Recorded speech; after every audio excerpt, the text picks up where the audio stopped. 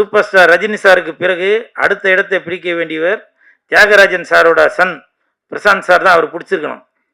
அவரும் இந்த மாதிரி ஒரு குடும்ப சூழ்நிலையில் மாட்டிக்கிட்டு அந்த இடமே வெற்றிடமாச்சு. அதனால் ஜெயம் ரவி சார், தயவு செய்து சொல்கிறேன், நானும் ஒரு குடும்பஸ்தன், அதனால் உங்களுடைய உடன்பிறவா சகோதரனாக சொல்கிறேன், ஏற்ற இறக்கங்கள் இருக்க தான் செய்யும். அதை தயவு செய்து பெரியவங்க பேசி அதை முடிவு பண்ணுங்க. ஜெயம் ரவி சார், நீங்கள் கோவத்தில் சொல்கிறீங்க நான் இனிமேல் நடிக்க போகிறதில்ல அப்படின்னு. எனக்கு சினிமா இண்டஸ்ட்ரியை சேர்ந்தவங்க சொன்னாங்க, சேட்டலைட்டு நல்லா வியாபாரம் ஆகுறது ஜெயம் ரவிக்கு தான் அப்படின்னு. அப்படிப்பட்ட ஒரு மனிதரை ஏன் தமிழ் சினிமா இழக்கணும்? உங்களுடைய குடும்ப சூழ்நிலைக்காக எதுக்கு பல தொழிலாளர்களோட வாழ்வாதாரம் பாதிக்கணும்?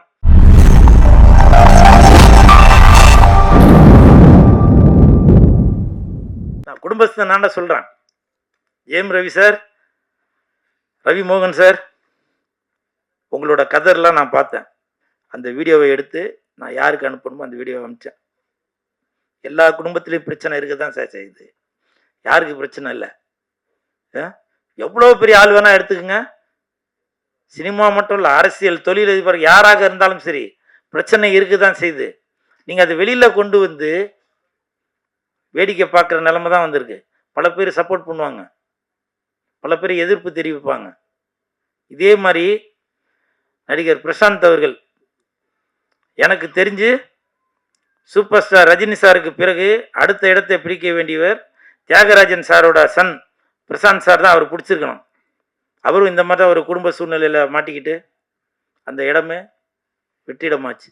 அதனால் ஜெயம் ரவி சார், தயவு செய்து சொல்கிறேன், நானும் ஒரு குடும்பஸ்தன், அதனால் உங்களுடைய உடன்பிறவா சகோதரனாக சொல்கிறேன், ஏற்ற இறக்கங்கள் இருக்க தான் செய்யும். அதை தயவு செய்து பெரியவங்க பேசி அதை முடிவு பண்ணுங்க.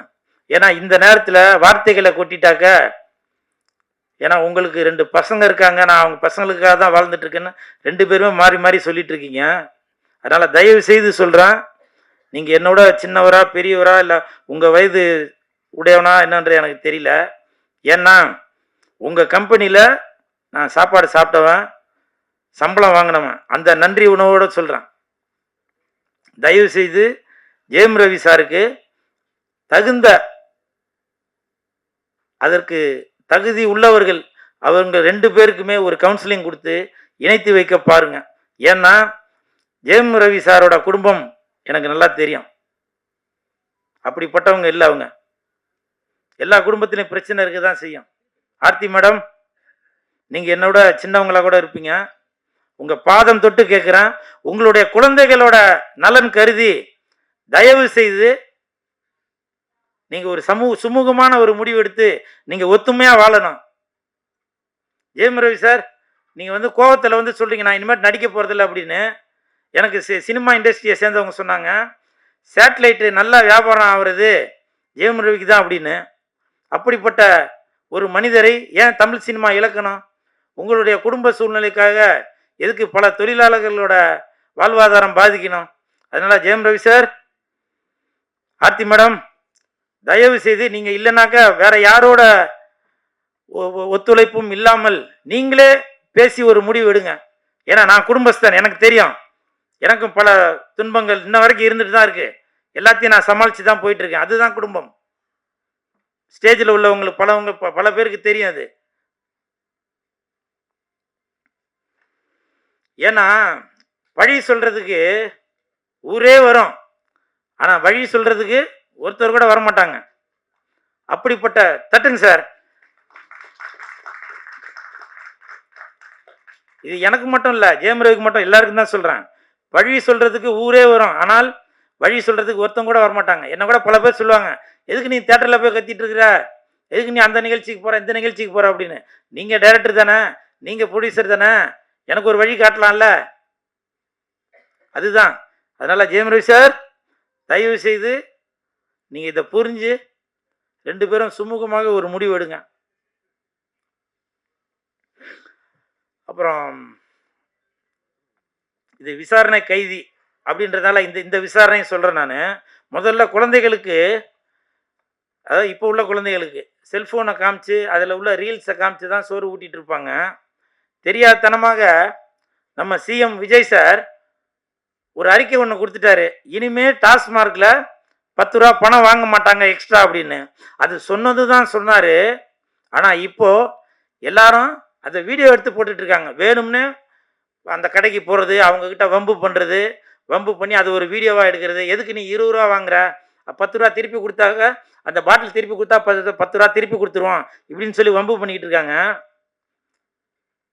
அதாவதுங்க, எல்லாத்துக்குமே அரசாங்கம் உங்க பின்னாடியே வராதுங்க. நமக்கு தான் சுய ஒழுக்கம் வேணும். புரியுதுங்களா? உங்களுக்கு தெரியுதுல்ல, தண்ணி அடிச்சாக்க அது உடல் நலத்துக்கு கேடுன்னு தெரியுது.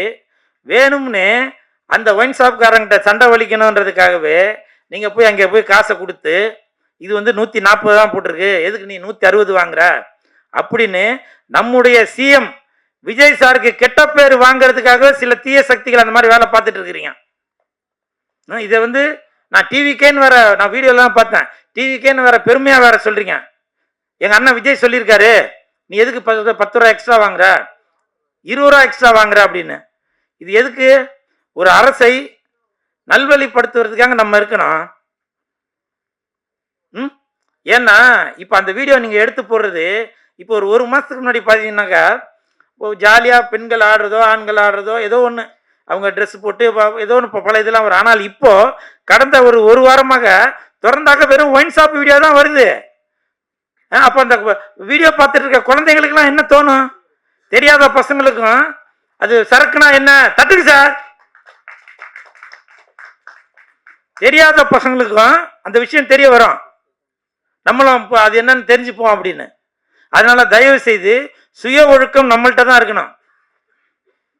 திட்டம் போட்டு திருடுற கூட்டம் திருடிக்கொண்டே இருக்கும், அது சட்டம் போட்டு தடுக்கிற கூட்டம் தடுத்து கொண்டே இருக்கும். திருடனாய் பார்த்து திருந்தாவிட்டால் திருட்டை ஒழிக்க முடியாது. அப்ப சொன்னீங்க எதுனா ஒன்று தப்பு நடந்துச்சுனாக்க இது வந்து திமுகவோட வேலை அப்படின்னு, செந்தில் பாலாஜியோட வேலை அப்படின்னு சொன்னீங்க. இப்போ நீங்க யாரை குறை சொல்லுவீங்க? அதனால தயவு செய்து அந்த தீய பழக்கத்தை விட்டுருங்க. நீங்க வீடியோ போடுறதுக்காகவே நீங்க ஒயின் ஷாப்புக்கு போறீங்களான்னு தெரியல. அப்போ 10 ரூபா வாங்கினாரு செந்தில் பாலாஜின்னு சொன்னீங்க, இப்போ 20 ரூபா வாங்குறாங்க அப்படின்னு அது ஒரு தவறான குற்றச்சாட்டை வர சொல்லிட்டு இருக்கீங்க.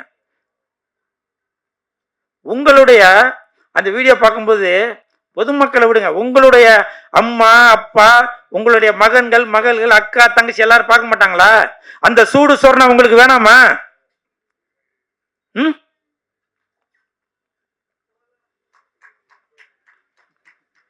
நல்லதே நடக்கும், கான்பிடண்டா இருங்க, வெற்றி நிச்சயம்.